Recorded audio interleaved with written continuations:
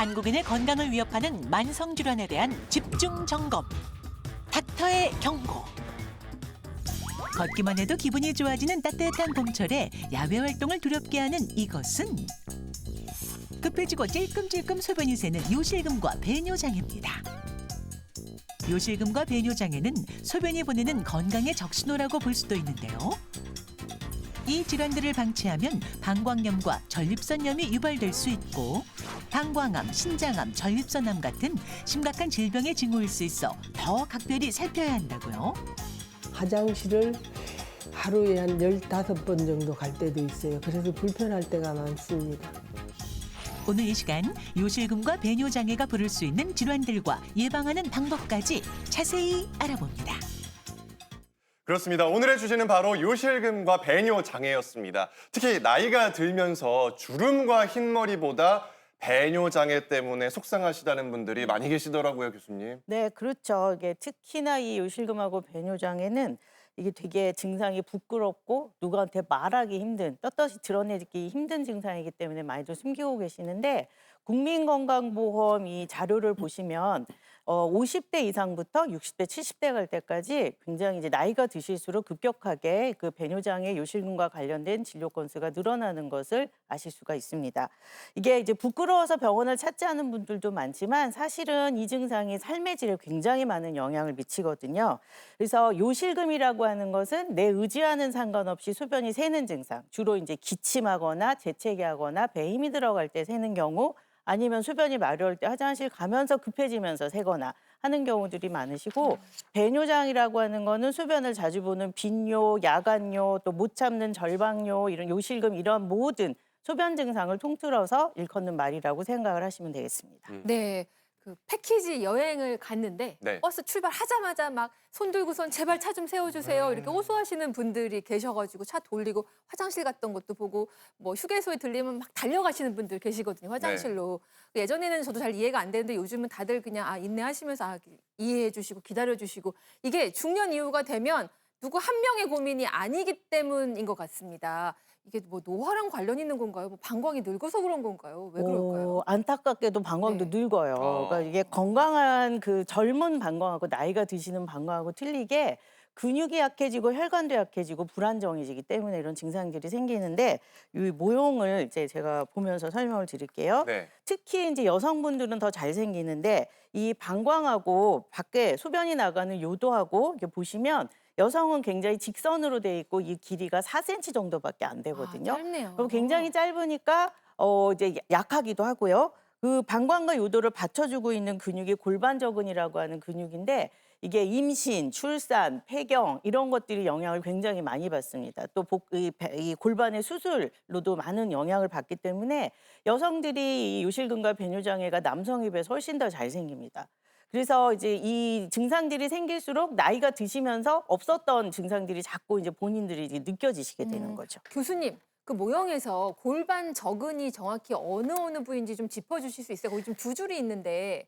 골반 저근은 이 네. 두 줄이 다 골반 저근인데요. 이게 두 겹이 아니고 이게 사실은 이렇게 옆에서 가는 잡아주는, 요도를 잡아주는 이 근육하고 요도를 받쳐주는 근육들이 서로 이렇게 어떻게 보면은 짬뽕이 되어서 이렇게 우리 그 뭐라 그럴까요? 이렇게 엮여진 것처럼 네. 꽈배기처럼 엮여져 있는데, 이게 나이가 드시면서 이 근육들이 약해지는 거죠. 그럼 마치 천막에 천장이 이렇게 내려오듯이 슬슬슬슬 내려오면서 방광하고 요도를 받쳐주는 힘이 빠지는 거예요. 네. 제가 왜 여쭤봤는지 아세요?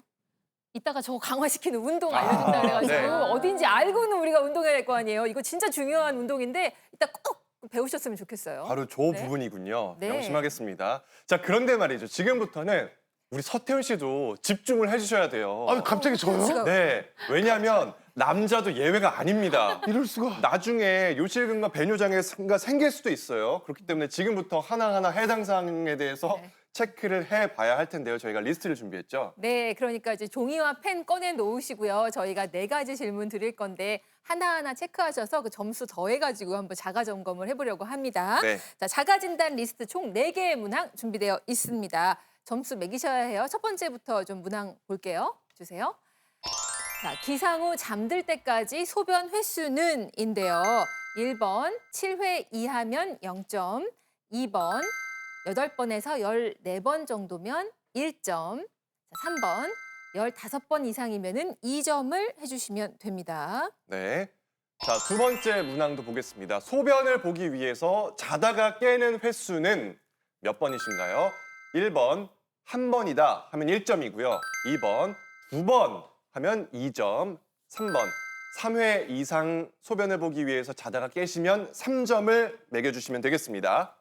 네, 3번 보겠습니다. 갑자기 소변이 마려워 참기 힘들었던 적은 1번 주 1회 미만 1점이고요. 2번 주 1회 이상이면 2점. 3번 1일 1회면 3점. 4번 1일 2회에서 4회면 4점. 5번이 있어요. 1일 5회 이상이시면 5점을 주시면 됩니다. 네, 마지막 네 번째 문항이고요. 갑자기 소변이 마려워서 소변을 지린 적이 몇 번이신지 1번 주 1회 미만 1점, 2번 주 1회 이상 2점, 3번 하루에 1회 3점, 4번 하루에 2번에서 4번 4점 이렇게 매겨주시면 됩니다. 마지막 5번째 1일 5회 이상 5점. 네. 네. 자, 이렇게 해서 4가지 문항 다 풀어봤습니다. 자, 총점을 네. 매기셨나요? 네, 매겼습니다. 몇 점이신가요? 뭐 이 중에 출산 경험 있는 건 일단은 저뿐이니까. 네, 저는 보통 2점 정도 나오는데 오늘 배뇨장애 아이템 한다고 하니까 또 어제 밤에 자다가 네. 한 번 또 깼어요. 화장실 갔다 왔거든요. 긴장되셨군요. 그날 뭐 방송한다 그러면 네. 또 신경이 쓰이잖아요. 네. 또 가끔 컨디션 안 좋으면 3점. 아. 저쪽 공개 좀 네, 두 해주세요. 분은 네. 어떠셨어요? 네. 저는 지금 매겨보니까 3점 나오네요. 3점. 3점. 왜? 근데 여기 네. 2번에서 저는 자다 깨는 횟수가 없거든요. 근데 1회 1점이어서. 아, 그러면 0점으로 하시면 될 거예요. 저는 2점인가요? 그러면 2점으로 해. 그쵸, 그래요. 2점이죠. 네. 저도 해당 사항이 없는 걸 0점으로 했을 때는 2점이 되는데 제가 술을 조금 많이 드링킹 한 날은 아. 자다가 깨는 경우가 있어요. 그렇게 되면 또 3점이 또 해당이 되는 것 같기도 하고요. 오. 네. 자, 그렇다면 몇 점 이상이 되면은 우리가 배뇨장애라고 생각을 하면 될까요? 네, 방금 보여드린 그 설문지는 본인 스스로 체크를 할 수 있는 설문지인데요. 1번이 가장 중요한 것 같지만 사실은 3번 문항이 가장 중요한 항목이 되겠습니다. 3번. 네, 소변을 갑자기 마려워서 참기 힘든 적은? 이라는 질문에 주 2회, 1회 이상, 즉 2점 이상이면서 나머지 총합이 3점 이상이다 하면 배뇨장애나 과민성 방광을 1차적으로 의심할 수 있습니다. 총합이 5점 미만일 때는 우리가 경증이라고 하고요. 6점에서 11점은 중등도, 약간 좀 중간 등급이다. 그리고 12점 이상이면 이건 좀 중증에 해당한다. 이렇게 간단히 평가할 수 있는 설문지가 되겠습니다. 네. 일단은 좀 젊은 분들을 위해서 0점 지금 문항을 좀 넣었다고 치면은 네. 아마 지금 알려주신 점수보다는 좀 더 낫지 않을까 이런 생각이 들고. 1, 2점 정도 될 것 같고요. 네. 저는 이제 해당 사항이 없어서 그죠. 0점이고요. 사실은 0점에 네. 좋겠네요. 네. 예. 하지만 뭐 세월 앞에 장사가 없기 때문에 그럼요. 네, 오늘 예습을 좀 충분히 하시면 도움이 되지 않을까 싶습니다. 높은 점수 나오신 분들은 너무 속상해하지 마시고요. 저희가 잘 대처할 수 있는 방법 준비했으니까 방송 끝까지 함께 해주시기 바랍니다. 이게 쉬쉬하고 배뇨장애를 숨기면 안 되는 이유는 한 가지 좀 짚어봐야 할 것 같아서요. 김아랑 교수님. 네, 맞습니다. 방광 내에 소변이 오랫동안 머물게 되는 배뇨장애의 경우에는 요로 감염이 호발할 수가 있습니다. 이런 경우에는 콩팥, 그러니까 신장까지도 영향을 미칠 수가 있고요. 이런 시간이 길게 되면 만성 신부전에도 이를 수가 있습니다. 배뇨장애의 경우에 오래 방치가 되게 되면 방광벽이 두터워지고 방광의 기능이 떨어질 수도 있습니다. 이런 경우에는 나중에 요독증까지 이르면 생명에 위협이 될 수도 있기 때문에 배뇨장애 초기부터 정확한 진단과 치료를 받으시는 것이 굉장히 중요합니다. 네.